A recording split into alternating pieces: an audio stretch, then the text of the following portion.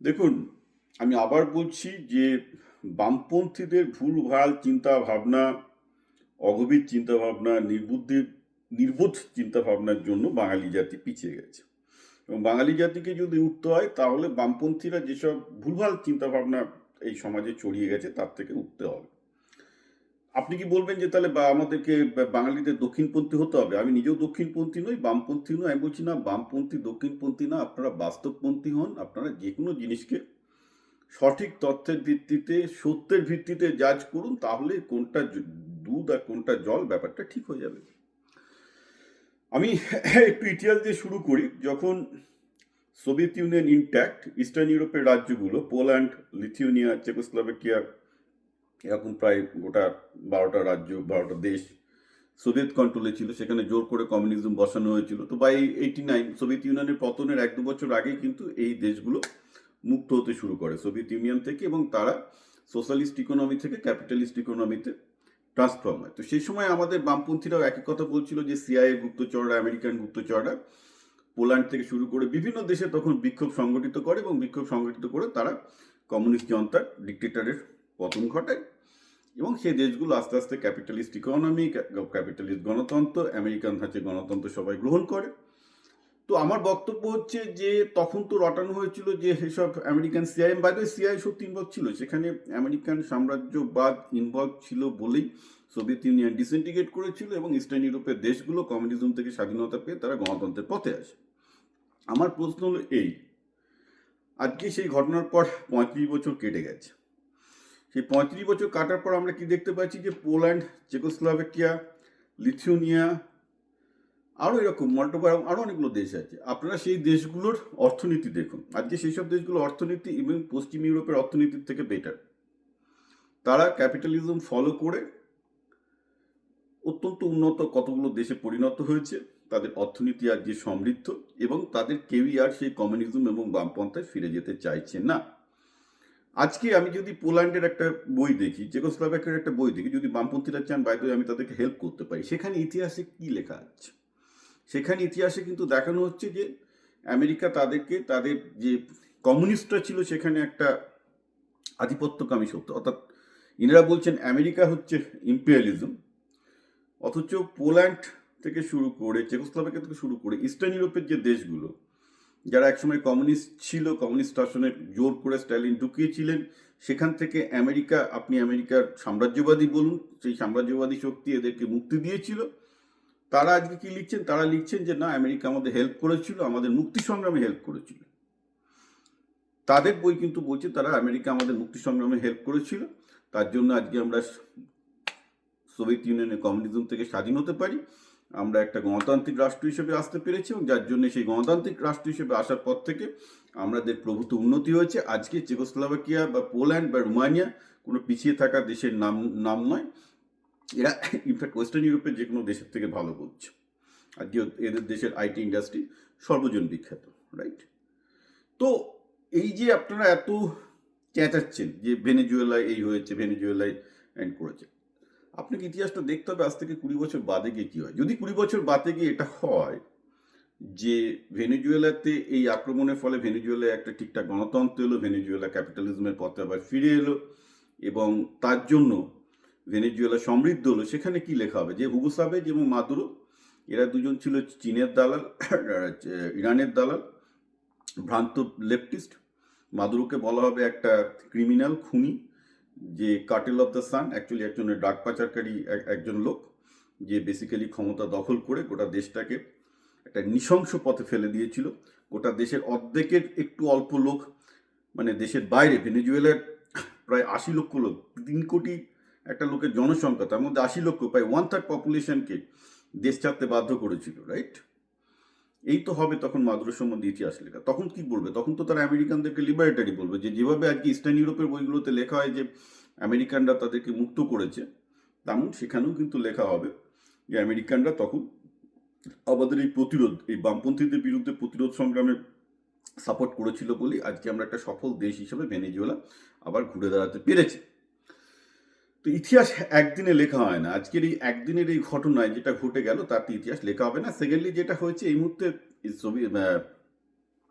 আমেরিকাও গর্ধব নয়, আপনারা দেখবেন যে মাচাদোকে জোর করে বসিয়ে ভেনেজুয়েলায় কোনো রকম ক্যাওস আনছে না। ভেনেজুয়েলায় বর্তমানে ডোলেস রড্রিগোস, যাকে ভেনেজুয়েলার সুপ্রিম কোর্ট ক্ষমতায় বসিয়েছে, ভেনেজুয়েলার সংবিধান ক্ষমতায় বসিয়েছে, আমেরিকাও তাকেই কিন্তু সাপোর্ট করছে। অর্থাৎ আমেরিকা কিন্তু ভেনেজুয়েলার কোনো এস্টাবলিশমেন্টের এগেনস্টে যাচ্ছে না। তাদের সমস্যা ছিল মাদুরোকে নিয়ে, কারণ Maduro cartel of the sun বলে একটা কুখ্যাত ড্রাগ পাচারকারী। বেসিক্যালি লোকটা একটা শয়তান ক্রিমিনাল। সে গোটা ক্যারিবিয়ান থেকে শুরু করে আমেরিকায় ড্রাগ ব্যবসা থেকে প্রচুর টাকা লুট করছিল এবং দেশটার ক্ষমতা দখল করেছিল, কারণ দেশের সেনাবাহিনীকেও সে ড্রাগের এই কাজে লাগাতো এবং দেশের সেনাবাহিনী, তার দেশের সেনাবাহিনীর যারা জেনারেল, তারাও এই ড্রাগ ব্যবসার সাথে জড়িত ছিল। আর ড্রাগ ব্যবসাটাকে আপনি লাইটলি নিতে পারেন, আমি লাইটলি নিতে পারি না, কারণ আমার ছেলে মেয়ে এখানে মানুষ হচ্ছে, আমার কাউন্টিতেই প্রচুর জায়গায় ড্রাগ বিক্রি হয়। এবং ড্রাগের বিরুদ্ধে আমেরিকা যে যুদ্ধ ঘোষণা করেছে, ট্রাম্প যে যুদ্ধ ঘোষণা করেছে, এটা অ্যাবসলিউটলি নিডেড। এটা ডেমোক্র্যাটরা নেয়নি, আমি সেই জন্যই ডেমোক্র্যাটদের বিরুদ্ধে ভোট দিয়েছিলাম, আমি ট্রাম্পকে ভোট দিয়েছিলাম। তার একটা কারণ অবশ্যই এই ছিল যে আমি চেয়েছিলাম যে ট্রাম্প দেশে ড্রাগের বিরুদ্ধে যুদ্ধ করুন, কারণ সত্যি এই বাইডেন অ্যাডমিনিস্ট্রেশনের সময় ড্রাগ পেডলারদের এগেনস্টে তিনি যে সফট, মানে ডেমোক্র্যাটরা যে সফট স্ট্যান্স নিয়েছিল, দ্যাট ওয়াজ ডেসক্রিপেবল। এখন ট্রাম্প যে ড্রাগের বিরুদ্ধে যে যুদ্ধ করছে, তাতে আমি মনে করি আমাদের সন্তানরা এখানে অনেক বেশি সেফ। তো আমি এই এছাড়া আমি একটা জিনিস বলি, ক্যারিবিয়ানে আমি প্রচুর ঘুরি। ক্যারিবিয়ানে আপনি যদি যান, দেখবেন একদম ছোট ছোট ছেলে মেয়ে, 16 বছর, 18 বছর, 20 বছর বয়স, বিরাট দামি দামি এসইউভি গাড়ি নিয়ে ঘুরে বেড়াচ্ছে। অথচ তাদের বাড়িতে গিয়ে দেখবেন যে একটা 1 কামরা 2 কামরার ঘর, একটা জেলেদের হাউস। তা একটা ওইরকম গরিব ঘর থেকে কী করে অত দামি গাড়ি এদের হাতে আসে? তাদের হাতে গান ফান সব কিছুই আছে। এগুলো হচ্ছে সব এই ড্রাগ নেটওয়ার্কের পার্ট অফ দ্য অংশ, এবং obviously Maduro was also the part of this. না, এখানে একটা জিনিস ভালো করে খেয়াল রাখতে হবে যে ইতিহাস, আমি আবার বলছি, একদিনে লেখা হবে না। ইতিহাস যখন 20 বছর বাদে লেখা হবে, যখন ওই যে বললাম, যখন সোভিয়েত ইউনিয়ন কোলাপস করেছিল, সাম্রাজ্যবাদী শক্তি সিআইয়ের মদতে সোভিয়েত ইউনিয়ন নাকি কোলাপস হয়েছিল, তারপরে দেখা যাচ্ছে কমিউনিস্টদের আর কিন্তু কেউ ফিরে পেতে চাইছে না। দেশের জনগণ, একমাত্র বেলারুস বাদ দিয়ে, বেলারুস এখন ওই অঞ্চলে একমাত্র কমিউনিস্ট ডিক্টেটরশিপ চলছে, বাদ বাকি সমস্ত দেশগুলোতে যারা উন্নত হতে পেরেছে সবাই ক্যাপিটালিস্ট ওয়েতে আছে, এবং সেখানে কমিউনিস্ট পার্টি আছে, 10% 5% ভোট পায়, তো কেউ ডেমোক্রেসিতেও তাদের ফিরে পেতে চায় না। ক্যারাকাসেও তাই হবে, অর্থাৎ ভেনেজুয়েলাতেও তাই হবে। আজ থেকে 20 বছর বাদে দেখবেন যে এই ভেনেজুয়েলার হুগো সাভেজের যে লেফটিস্ট পার্টি থাকবে, 5% 10% ভোট পাবে, যেমন আমাদের সিপিএম 5% পায়। সবাই জানে যে এই লোকগুলো জাতি এবং দেশের এবং রাজ্যের জন্য ক্ষতি করে, এদের চিন্তাধারা ক্ষতি করে, রাইট? কিন্তু কোনো সুস্থ চিন্তার লোকই নয় এগুলো। এবার দেখুন, ল্যাটিন আমেরিকায় আমেরিকা এর আগে বহুবার শাসক পরিবর্তন করেছে, এবং অধিকাংশ শাসকরা ছিল লেফটিস্ট। তারা কমিউনিজম অর্থাৎ সোভিয়েত ইউনিয়নকে ওখানে আনতে চেয়েছিল। অতএব ঠান্ডা যুদ্ধের সেই সময় আমেরিকা সেসব গণতান্ত্রিক শাসক যারা ছিল তাদেরকে উল্টে মিলিটারি ডিক্টেটরশিপ এনেছে। এই অপকীর্তি আমেরিকা করেছে, এটা নিয়ে আমার বলতে কোনো অসুবিধা নেই যে সেগুলো অপকীর্তি ছিল, কারণ বেসিক্যালি একটা গণতান্ত্রিকভাবে নির্বাচিত সরকারকে সরানোভাবে যায় না। কিন্তু মাদুরো কিন্তু গণতান্ত্রিকভাবে নির্বাচিত সরকার নয়। আর আরেকজন যারা বলছেন যে মাদুরো একটা দেশের প্রেসিডেন্ট, আমেরিকান আইনে মাদুরো কিন্তু ভেনেজুয়েলার প্রেসিডেন্ট নন, বাই দ্য ওয়ে। মাদুরোর প্রতিটা নির্বাচনকে আমেরিকা অবৈধ ঘোষণা করেছে 8 বছর ধরে, এবং বলেছে লোকটা drug dealer, he is not a president. American constitution, American আইনের বুকে he is not a president, সুতরাং তার কোনো ডিপ্লোম্যাটিক ইমিউনিটি কিন্তু আমেরিকায় নেই। আর এটা 8 বছর ধরে নয়, এটা প্রায় ট্রাম্পের ফার্স্ট অ্যাডমিনিস্ট্রেশন, বাইডেন অ্যাডমিনিস্ট্রেশন, ট্রাম্পের প্রেজেন্ট অ্যাডমিনিস্ট্রেশন, সব জায়গায় খুব ক্লিয়ারলি আমেরিকার পজিশন ক্লিয়ার যে এই লোকটা কোনো দেশের কোনো প্রেসিডেন্টই নয়, পাতি ড্রাগ পেডলার, তাকে আমরা আমেরিকা সেইভাবে ট্রিট করবে। সুতরাং আমেরিকার আইনে কোনো বাধ্যবাধকতা নেই তাকে প্রেসিডেন্ট হিসেবে ট্রিট করার। এখানে একটা জিনিস খেয়াল রাখতে হবে, আমি আবার ল্যাটিন আমেরিকার ব্যাপারটায় ফিরে আসি। ল্যাটিন আমেরিকায় সত্যি তো গণতান্ত্রিক বামপন্থী সরকারগুলোকে আমেরিকা সরিয়েছিল, কিন্তু তারপর আমরা কি দেখলাম? তারপর আমরা দেখলাম যে সোভিয়েত ইউনিয়নের পতন ঘটে গেল, ঠান্ডা যুদ্ধ শেষ হয়ে গেছে। আবার অন্যদিকে দেখা গেল যে সেই গণতান্ত্রিক সরকারগুলো যখন সোভিয়েত ইউনিয়ন শেষ হয়ে গেল, তখন আমেরিকারও মাথা ব্যথা গেল যে ঠিক আছে, এটা বামপন্থী সরকার চালাচ্ছে, চালাক, সোভিয়েত ইউনিয়ন তো ওখানে আসতে পারবে না, সোভিয়েত ইউনিয়নের অস্তিত্বই নেই। রাশিয়া তখনও পাওয়ারফুল হয়নি, চায়নাও পাওয়ারফুল হয়নি, ইউনিপোলার বিশ্ব। এর মধ্যে বিটুইন 1990 টু 2020 পর্যন্ত কিন্তু প্রচুর বামপন্থী সরকার ল্যাটিন আমেরিকায় এসে গেছে। তো লাস্ট 30 বছরে আমেরিকা কিন্তু কোনো বামপন্থী সরকারকে ঘাঁটায়নি। বামপন্থী সরকার বিভিন্ন দেশে এসছে, আবার পড়েওছে, সেখানে আবার তাদেরকে উঠিয়ে দক্ষিণপন্থী সরকার এসছে, একটা ডেমোক্রেটিক প্রসেস চালু আছে।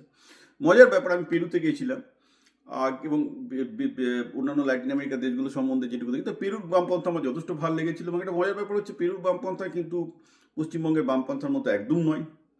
তারাও ধাক্কা খেতে খেতে এটা বুঝেছে যে সাধারণ মানুষের জন্য কাজ করতে হবে। তারা বিজনেসকে, পেরু বামপন্থা মানে হচ্ছে গরিব লোকেদের বিজনেস। আই লাভ ইট। পেরুর মতো যদি সিস্টেম বাংলায় নিয়ে আসা যেত, খুব খুশি হতাম। বাংলার বামপন্থীরা যদি পেরুর বামপন্থাকে করতো, এখানে প্রতিটা গরিবকে, বামপন্থীদের ওখানে একটাই উদ্দেশ্য, যাতে প্রতিটা গরিব লোক ব্যবসা করে একটু ভালো খেয়ে দিয়ে থাকতে পারে। এবং তার জন্য গরিব লোকের ব্যবসার জন্য ওরা সব কিছু করতে পারে। কী করতে পারে সেটা নিয়ে আমি ভীষণ ব্লগ লিখেছি, ছবি দিয়েছি। আমার 3 বছর আগে আমার পেরু ভ্রমণ কাহিনী পড়তে পারেন।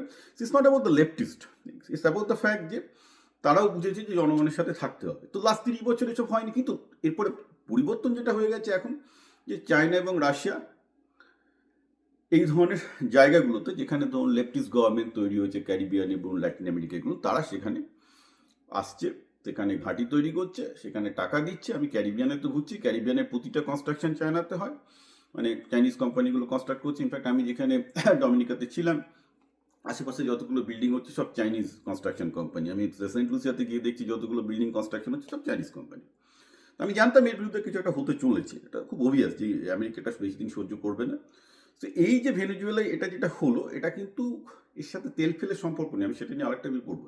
মোস্টলি এই স্ফিয়ারে চাইনিজ ডমিনেন্স, বোথ ক্যারিবিয়ান এবং সাউথ ক্যারিবিয়ান এবং এতে চাইনিজ ডমিনেন্স বাড়ছিল, এবং সেটা আমেরিকা সহ্য করবে না, because then it became a security threat to United States, right? তো এটা সেই জন্যই এই স্টেপটা নেওয়া হয়েছে।